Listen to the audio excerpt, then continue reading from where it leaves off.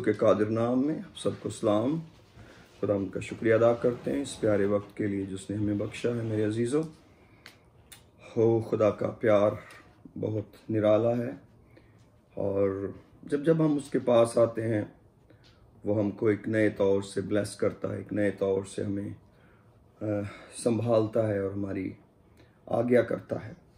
आज मैं आपके साथ खुदा के कलाम में से चंद बातें खुदा के रूह के बारे में करना चाहता हूँ और स्पेशली फजल के रूह के बारे में कि किस तरह खुदा अपने फजल को हम पर उंडेलता है और हम उस फजल के वसीले खुदा का काम करने के लायक होते हैं।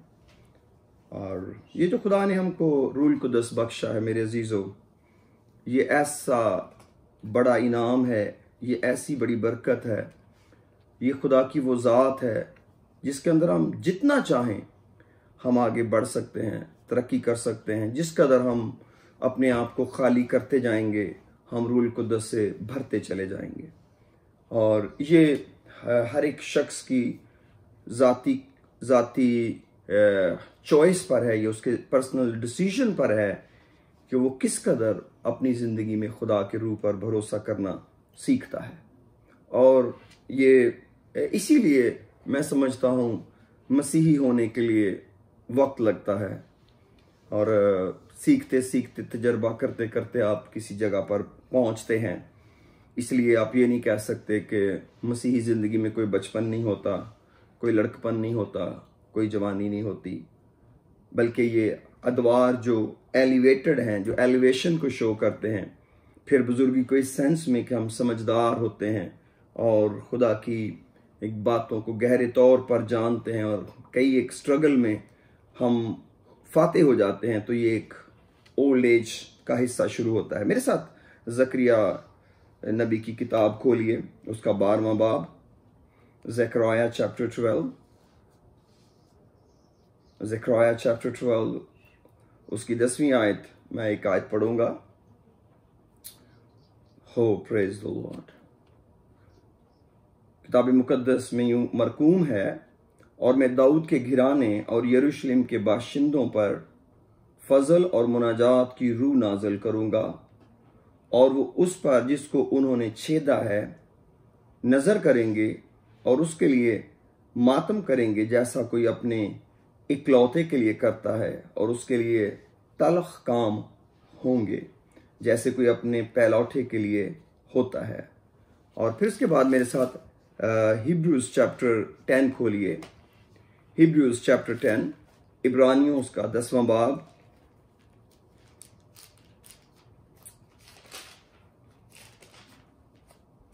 जब आप पौलुस रसूल के खतूत को एंड अप करते हैं नए टेस्टामेंट के अंदर, तो उसके जो आखिरी बुक होगी पौलुस रसूल के खतूत के बाद वो इब्रानियों होगी। तो याद रखने के लिए आप इस तरह सीख सकते हैं कि जैसे आप पौलुस रसूल के खतूत को एंड अप करते हैं तो आप उसको इब्रानियों के साथ एंड करते हैं। 10वां बाब और उसकी मैं चंद एक आयात पढ़ना चाहूँगा। 26वीं आयत से पढ़ते हैं, 26 वर्ष से लिखा है, क्योंकि हक की पहचान हासिल करने के बाद अगर हम जानबूझकर गुनाह करें तो गुनाहों की कोई और कुर्बानी बाकी नहीं रही। हाँ, अदालत का एक हौलनाक इंतज़ार और गज़बनाक आतिश बाकी है जो मुखालफों को खा लेगी। जब मूसा की शरीयत का नाम मानने वाला 2 या 3 शख्सों की गवाही से बगैर रहम किए मारा जाता है, तो ख्याल करो वो शख्स किस कदर ज्यादा सजा के लायक ठहरेगा जिसने खुदा के बेटे को पामाल किया और अहद के खून को जिससे वो पाक हुआ था नापाक जाना और फजल के रूह को बेइज्जत किया। तो यहां पर भी इब्रानियों का मुसन्निफ फजल के रूह की बात करते हैं। अब ये जो फजल का रूह है, ये कोई अलहदा से रूह नहीं है कि हम एक तो हम कहेंगे ये पाक रूह है और फिर ये एक फजल का रूह है, बल्कि जो रूहुल कुद्दस हमारे पास है उसके अंदर खुदा ने ये सारी खसूसियात रखी हैं।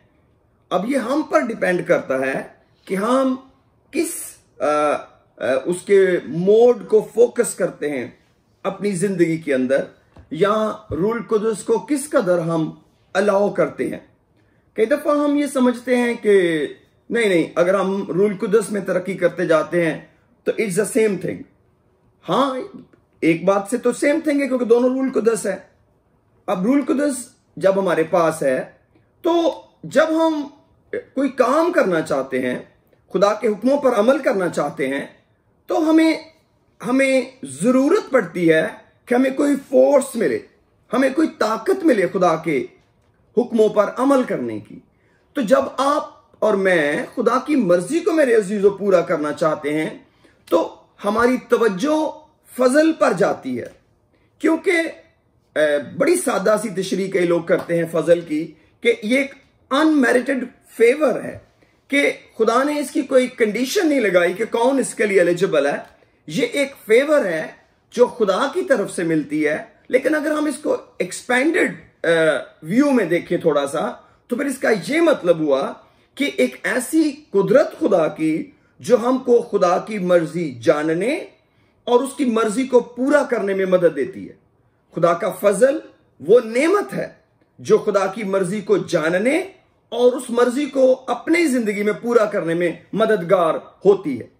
तो जब हम दुआ करते हैं और हमारा ये प्लान बन जाता है कि मैंने खुदा की विल को जानना है और उस विल को फॉलो भी करना है, तो फिर मैं अकेला नाकाफी हूं। मुझे हेल्प चाहिए, मुझे एक सुपरनैचुरल स्ट्रेंथ चाहिए और वो खुदा ने होली स्पिरिट हमको दिया है। लेकिन जब हम उसको और प्रिसाइज होकर रूल कुदस पर इंक्लाइन करेंगे तो फिर हमारे दिल में और जहन में और हमारी दुआ में आएगा स्पिरिट ऑफ ग्रेस।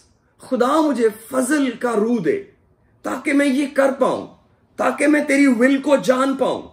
तो जब आप फजल के रूह की बात करते हैं तो इसका मतलब है अब आप रूल कुदस को डीपर सेंस में जानने लगे हैं। अब आप खुदा के रूह को बेहतर तौर पर जानने लगे हैं, क्योंकि जो खुदा का रूह हमारे पास है उसके अंदर ही खुदा ने यह कुदरत भी रखी है कि वो उस काम को करने के लिए हमारी मदद करे। जैसे रोमियो 8 बाब के अंदर वो हमारे लिए मुनाजात करता है, आहें भर भर कर हमारे लिए शिफात करता है खुदा का रूह। एग्जैक्टली उसी तरह वो खुदा का रूह हमें खुदा के हुक्मों को मानने के काबिल भी बनाता है।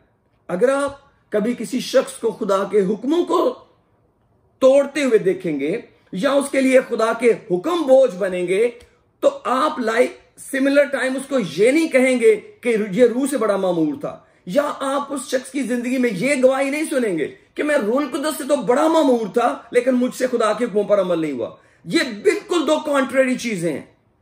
आपको रूल कुदस से खाली होना पड़ेगा, तब जाकर आप डिसोबे करेंगे खुदा के कलाम को। खुदा के हुक्मों की डिसओबीडियंस से पहले रूल कुदस की मामूरी इंसान से जुदा होती है, उसकी इनफिलिंग उसके पास से चली जाती है और फिर वो इस काबिल नहीं रहता, उसकी स्ट्रेंथ इतनी नहीं रहती कि वो खुदा के हुक्मों पर अमल करे। इसीलिए जब यहां पर इब्रानियों का मुसन्निफ 10वें बाब के अंदर लिखते हैं खुदा के रूह की हिदायत से, तो वो कहते हैं कि जिस शख्स ने खुदा के बेटे को पामाल किया, अहद के खून को जिससे वो पाक हुआ था नापाक जाना, और फजल के रूह को बेइज्जत किया, इससे पहले उसने क्या किया है? उसने जानबूझकर गुनाह किया है। तो इसका मतलब है उससे खुदा के हुक्मों को फॉलो नहीं हुआ। जब फॉलो नहीं हुआ तो इसका मतलब है वो फॉलो नहीं कर पाया ना। तो जब फॉलो नहीं कर पाया तो उसके जहन से सलीब चली गई, खुदावंद के बेटे यीशु का लहू चला गया और वो रूल कुदस की स्ट्रेंथ जो उसको हुक्मों पर अमल करने के काबिल बना सकती थी वो चली गई। तो जब उसको अपनी फोर्स पर डिपेंड करना पड़ा, सारा कुछ उसको अपने ऊपर ही डालना पड़ा, तो फिर वो नाकाम हुआ। क्यों? क्योंकि यहां पर उसको गुनाह का जो कलाम सबब बताता है वो ये बताता है कि उसने कुछ इग्नोर किया है, और इग्नोर उसने हुक्म नहीं किया, इग्नोर उसने स्ट्रेंथ की है। कौन कौन सी स्ट्रेंथ? खुदा के बेटे को उसने इग्नोर किया है और अहद के खून को इग्नोर किया है और उसने रूल कुद्स को इग्नोर किया है जो कि फजल का रूह है। अब खुदा जो है ये बड़ा मेहरबान है, लेकिन इस खुदा की एक बात बड़ी ही बाकमाल है, वो ये है कि वो हमारी विल के खिलाफ काम नहीं करता, तो भी वो हमारी रिस्पेक्ट का बहुत ख्याल रखता है। इन द अदर सेंस, हम दुनियादारी की बात करें तो मैं सोचता हूं खुदा बड़ा ही हमारी विल का ख्याल रखता है। लिखा है वो दरवाजे पे खड़ा हुआ खटखटाता है, अगर कोई उसकी आवाज सुनकर दरवाजा खोलेगा तो वो अंदर आएगा। तो इससे खुदा के डिसिप्लिन की समझ आती है, खुदा की स्ट्रेंथ की नहीं आती। उसके लिए कौन सा दरवाजा है जो नहीं खुल सकता, वो तो फरमाता है तो हो जाता है। लेकिन ये उसका कमाल है कि वो हमारी विल को इस कदर अपलिफ्ट रखता है कि हम डिसीजन करेंगे क्या हम उसको यील्ड करेंगे क्या नहीं करेंगे, क्या हम उसको अंदर आने देंगे कि नहीं आने देंगे, वो हम पर छोड़ता है।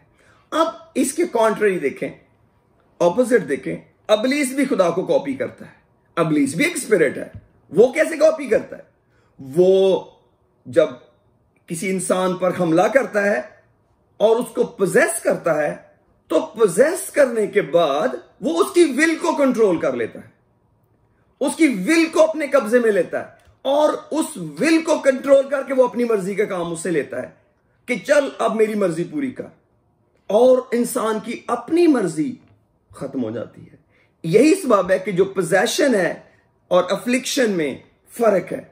बहुत सारे लोग अबलीस के हाथों अफ्लिक्ट होते हैं या ऑप्रेस होते हैं, पोजेस नहीं होते, क्योंकि जब पोजेस हो जाते हैं, अबलीस उनके अंदर आ जाता है, तो वो अपनी विल को खो बैठते हैं। फिर अबलीस उनको कहता है चेन्स तोड़ो तो वो तोड़ देते हैं, फिर अबलीस कहता है अपने कपड़े उतारो, वो उतार देते हैं, चाहे कब्रों में बिठा दे उनको। कब्रों के अंदर जो लोग पोजेस थे, हम अनाजील के अंदर पढ़ते हैं कि एक आदमी कब्रों में रहता था, वो कपड़े पहनाते थे, वो उतार देता था, वो चेन से बांधे वो तोड़ देता था, क्योंकि वो पोजेस था और उसकी विल खत्म हो गई। लेकिन खुदा की रूह से कहीं ज्यादा पावरफुल हमारे अंदर है, बट स्टिल खुदा हमारी विल पर कंट्रोल नहीं करता।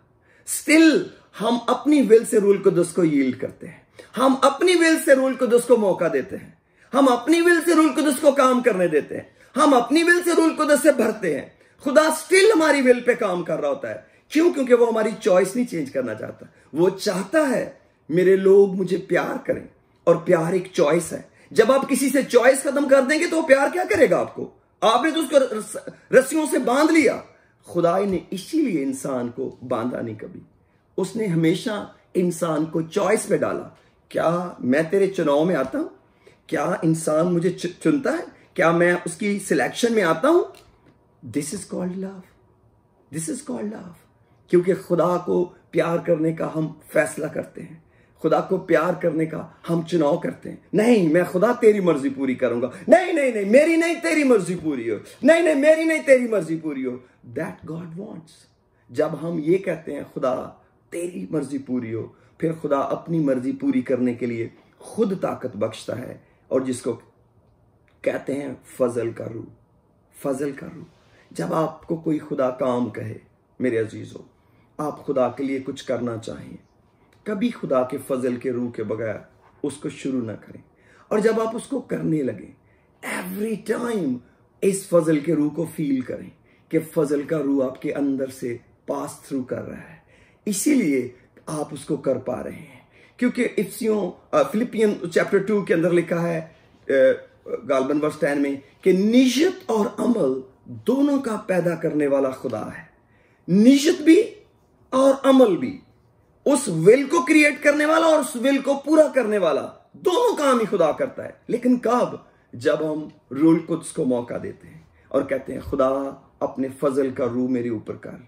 और जब वो अपने फजल को हमारे ऊपर करता है, फिर हम उस काम को करने की तैयारी करते हैं। इसीलिए फिर हम खुदा को ग्लोरीफाई करते हैं। खुदा ये तू है, इस क्रेडिट के लायक तू है, ये मैं नहीं।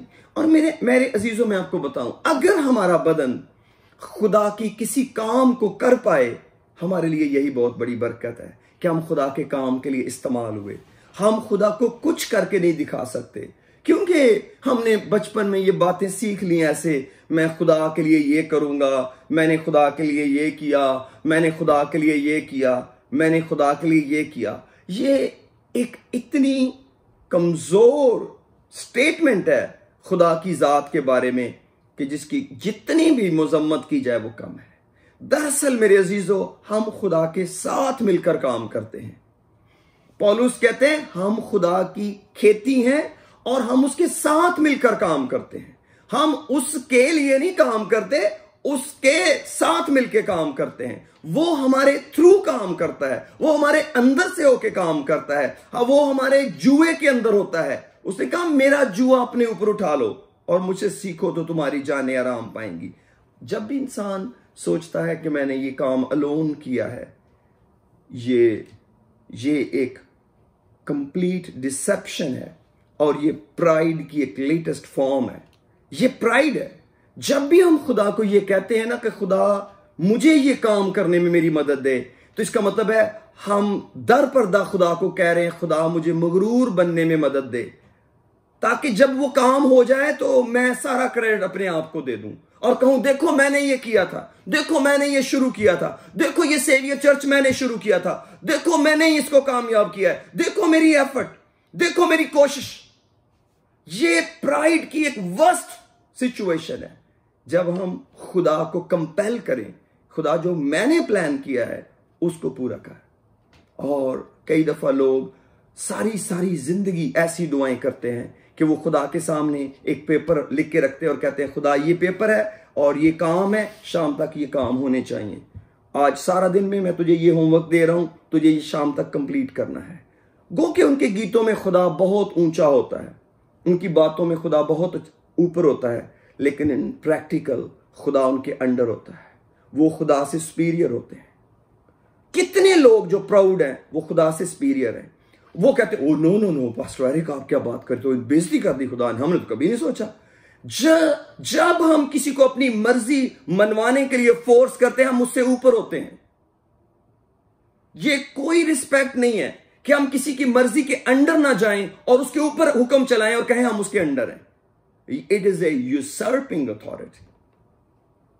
जब आप किसी के ताबे हैं फिर आप उससे पूछते हैं सर आज क्या करना है, आप क्या चाहते हैं आपके लिए किया जाए। लेकिन जब हम खुदा से कहते हैं खुदा आपके लिए क्या किया जाए, खुदा उस काम को करने की ताकत बख्शता है।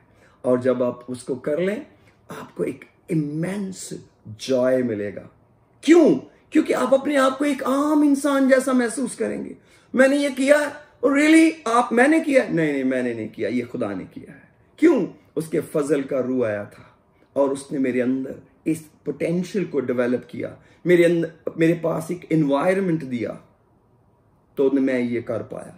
अगर हम खुदा की अरेंजमेंट को देखेंगे तो हम सच बात है यही कहेंगे ये खुदा ने किया है।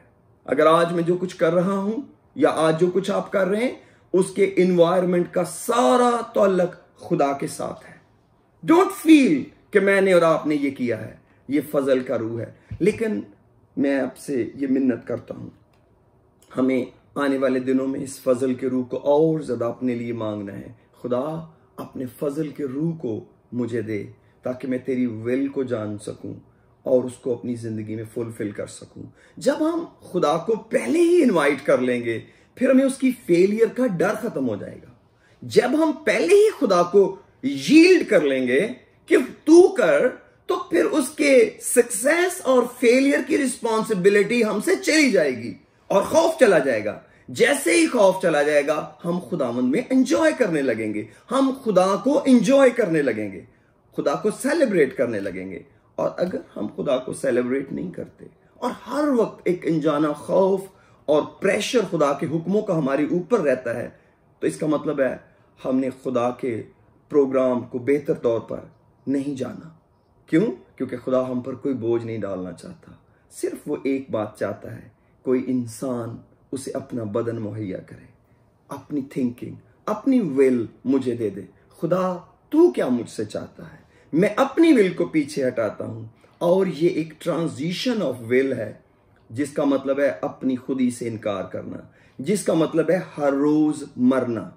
अगर हम हर रोज अपनी विल की मौत मरने के लिए तैयार हो जाएं तो खुदा हमें यूज करने के लिए तैयार है। फिर हमें सारा क्रेडिट उसको देने में कोई हर्ज नहीं है, कोई हर्ज नहीं है कि हम उसको सारा क्रेडिट दे दें कि ये सब कुछ खुदा ने किया है। और याद रखें, द मोमेंट हमारी जिंदगी से प्राइड चला जाए, द मोमेंट हम खुदा के एक्सेप्टेबल हो जाते हैं। एक ही चीज हमें खुदा से जुदा करती है, जब हमारी बातों में प्राइड की बू आती है, जब हमारी गुफ्तगू के अंदर झलकता है कि हम प्राउड हैं। क्योंकि जितने लोग खुदा को इन्वॉल्व नहीं करते अपने प्रॉब्लम्स के अंदर, वो प्राउड है, बिब्लिकली प्राउड है।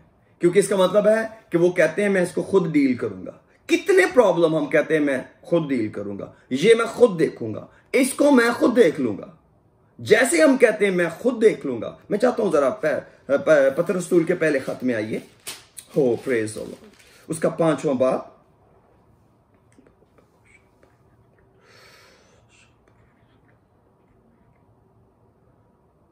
छठी आयत से पढ़ेंगे, बल्कि 5वीं पढ़ता हूं, 5th वर्स में। O praise the Lord. 5th verse में लिखा, ऐ जवानों तुम भी बुजुर्गों के ताबे रहो, बल्कि सब के सब एक दूसरे की खिदमत के लिए फरोतनी से कमर बस्ता रहो, इसलिए कि खुदा मगरूरों का मुकाबला करता है। गॉड रेजिस्ट द प्राउड, ठीक है, मगर फरोतनों को तौफीक बख्शता है। बस खुदा के कभी हाथ के नीचे फरोतनी से रहो। अब फरोतनी क्या है? ताकि वो तुम्हें वक्त पर सरबुलंद करे। और ये वर्स कंटिन्यू है, ये यहां पर इसका नंबर चेंज हुआ है, लेकिन ओरिजिनली आप देखेंगे तो ये कंटिन्यू है। और अपनी सारी फिक्र उस पर डाल दो क्योंकि उसको तुम्हारा ख्याल है। तो इसका मतलब है खुदा के नजदीक फरोतनी क्या है? अपनी सारी फिक्र उस पर डालना। जिसका मतलब है जब हम अपनी सारी फिक्र ही खुदा पर डाल देते हैं तो इसका मतलब है हम प्राउड नहीं है। तो इसका मतलब है फिर प्राउड कौन होता है? जो अपनी सारी फिक्र खुदावंद पर नहीं डालता। तो वो उस फिक्र के बारे में वो क्या करता है? वो कहता है इसको मैं खुद डील करूंगा, ये मसला मैं खुद देखूंगा, इस भाई को मैं खुद देखूंगा, ये चीजें मैं खुद देखूंगा। तो जितने मसले हम अपने पास खुद रख लेते हैं कि ये मैं खुद ही डील करूंगा खुदा के बगैर, एक तो उनका रिजल्ट पॉसिबली ठीक ना आए, और दूसरी बात यह है वो अपने पीछे हमें जरूर प्राउड छोड़ जाएंगे। और जैसे ही हम प्राउड होते हैं ये बहुत तकलीफ दे सूरत हाल है, क्योंकि खुदा को मगरूर लोग नहीं पसंद। खुदा बारहा पूरी बाइबल में आप देखें जगह जगह लिखा है खुदा को मगरूर नहीं पसंद। खुदा को तो ऊंची आंखें नहीं पसंद, झूठी जुबान नहीं पसंद। 6 हैं जिनसे खुदा को नफरत है, 7 है जिनसे उससे कराहियत है। तो शुरू यहां से होता है, ऊंची आंखें, झूठी जुबान। यानी आंखें भी अगर प्राइड के साथ हैं तो खुदा को वो भी नहीं कबूल। क्यों? क्योंकि खुदा हमें जानता है, वो हमारी विल को जानता है, लेकिन वो हमारी विल की रिस्पेक्ट करता है। लेकिन क्यों रिस्पेक्ट करता है? ताकि हम अपनी मर्जी से खुदा के ताबे हो जाए। नहीं खुदा, मैं नहीं, I can't do this, you can do through me. जो मुझे ताकत बख्शता है, पौलुस कहते हैं फिलिपियों को, जो मुझे ताकत बख्शता है उसमें मैं सब कुछ कर सकता हूं। जो मुझ में है वो उससे जोरावर है जो दुनिया में है। जो मुझ में है और जो मुझे ताकत बख्शता है उसमें मैं सब कुछ कर सकता हूं। और उस ताकत बख्शने वाले पर भरोसा करना बड़ा जरूरी है। इसलिए मेरे अजीजों, आज का दिन आपको मुबारक हो और ये फजल का रूह आपको मुबारक हो। जिस कदर ज्यादा आप फजल के रूह को मौका देंगे ये आपको ऑक्यूपाई करेगा। कितना ऑक्यूपाई कर सकता है भला आपको? जितना आप चाहें। आप चाहें तो खुदा की पूरी मामूरी तक मामूर हो जाएं, और आप चाहें तो सिर्फ 2-4 गैर जुबानों तक रह जाएं। आप सिर्फ 2-3 गैर जुबानें बोलें, 4-5 गैर जुबानें बोलें, और बस बताते रहें कि मुझे पाक रूह का बपतिस्मा हुआ था, और उसकी डेट लिख लें अपने पास। मैं ये इंसल्ट के वे में नहीं कह रहा, मैं ये बात तक बहुत तकलीफ से कह रहा हूं, क्योंकि मैंने ये तजर्बा से सीखा, सालों में सीखा है कि हमने रूल कुदस में तरक्की नहीं करना सीखी। हम गैर जुबानों पर तवक्को नहीं करते। हम तो गैर जुबानों में रोना नहीं पसंद करते। हम तो गैर जुबानों में अपने बच्चों के लिए दुआ नहीं करना पसंद करते। सोचते हैं क्या पता हमने की भी है कि नहीं की। हम तो सोचते हैं कि वो दुआ जो हमने अपनी जुबान में की वो ही दुआ है। मैं चंद दिन पहले बता रहा था कि जब आप ट्रिवेल इंटरसीड करें और आपकी स्पिरिट रोने पर आपको मजबूर करे, जल्दी से अपने आप को गैर जुबानों में स्विच करें, जल्दी से जल्दी, स्विच करें गैर ज़ुबानों के अंदर। अगर वही ट्रेवल आपकी स्पिरिट करने लगी, it will be a birth and it will be a change, it will be a pleasure, it will be a joy next. लेकिन ये सिर्फ एक मौका आता है, खुदा जब आपको ट्रेवल की स्पिरिट देता है। कंप्लीटली गैर ज़ुबानों पर भरोसा करें, क्योंकि जब आप गैर ज़ुबानों में दुआ कर रहे हैं, आप बेस्ट प्रेयर कर रहे हैं, परफेक्ट प्रेयर कर रहे हैं। चाहे आपने एक भी लफ्ज अपनी अकल से नहीं बोला, don't worry, don't worry, you are in the hands of God, you are not in any awkward situation कि पता नहीं क्या बोल दिया आपने। नो नो नो, खुदा का रूह मेरे और आपके थ्रू काम करता है। इसलिए जब आप गैर ज़ुबानें बोलें, आजकल तो बड़ा मजा है, आप अपनी जॉब पे गैर ज़ुबानें बोल सकते हैं मास्क पहने हुए। पहले तो मैं आज बता रहा था एक भाई को, उसने मुझे बुलाया, मैकेनिक था भाई ज़मान कराची में, नौजवान लड़का मेरी गाड़ी ठीक करता था। एक दिन मुझे वो बुलाकर कहने लगा कि भाई साहब आपने पागल हो जाना है। मैंने कहा कब? कहता बस थोड़ा ही टाइम बाकी है। मैंने कहा क्यों? कहता ये लोग जो अपने आप से बातें करते हैं ना, वो बड़ी जल्दी पागल होते हैं, तो तुम मैंने देखा अपने आप से बातें करते रहते हो। तो मैं मुस्कुराने लगा। मैंने कहा चलो कोई नहीं, खुदा जब वो वक्त आएगा फिर देखेंगे। लेकिन आजकल तो मैं सोचता हूं कि जिनको नहीं भी पागल होने का ये इल्जाम अपने ऊपर लेना, वो मास्क पहनते हैं। तो आप मास्क पहन पे गैर ज़ुबानें बोला करें चलते फिरते, आपको कोई प्रॉब्लम ही नहीं है, क्योंकि अगर आप थोड़े से आपके लिप्स हिल भी रहे हैं तो किसी को नजर ही नहीं आएंगे। तो खुदा ने तो बहुत बड़ा दरवाजा बरकत का खोल दिया। इसको कैश करें जब तक ये पहनने पड़ रहे हैं, और खुदा के रूह में खुदा से बातें करें, खुदा के रूह में तरक्की करें। आइए अपने सरों को झुकाते हैं। ओह प्रेज द लॉर्ड।